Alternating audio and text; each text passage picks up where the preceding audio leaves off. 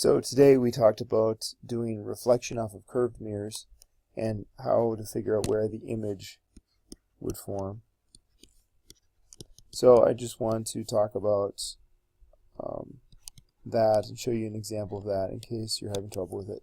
Sometimes people have issues with it and don't quite get it. So I'll just show you an example.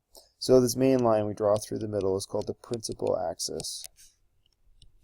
There's nothing you really have to do with it, it's just there. And then we have our curved mirror, which should usually look much more symmetrical than that, but hey, that's what it is. You got your focal point. Remember, focal point is defined for any curved mirror as the point where if you had light rays that were parallel to the principal axis, they always reflect through to there. Okay, but only parallel light rays do.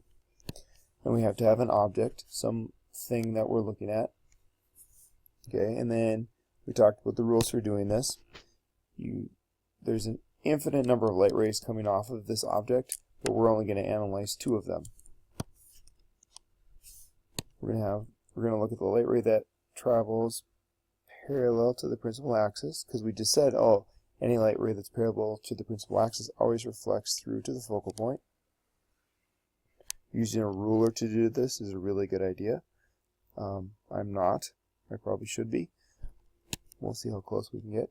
So that was light ray number 1, light ray number 2, and I totally missed, so we're going to try again. That was a little bit better, not great.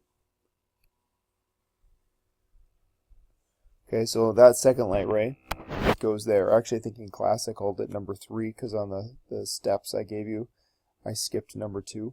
Number 2, if we did it, hits right there and bounces off using the law of reflection, so it actually goes through the same place. So now we have, I guess, we want to do that.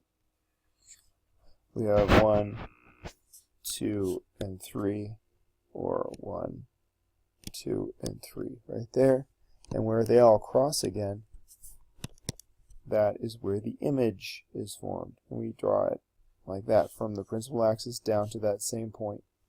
And notice how it's inverted. And so that means it's a real image. If we put a screen there, that's where the image would actually be formed, be projected there. So if we actually drew this to scale on graph paper, we could measure exactly where that was, and we'd know where the image was going to form to figure out where to put a screen or, the film for our camera or whatever. So that's a good simple review of doing those ray diagrams, they're called. Not sure that I actually used that term in class today. Those are ray diagrams for figuring out image distances because we've got these light rays that are bouncing off our curved mirror.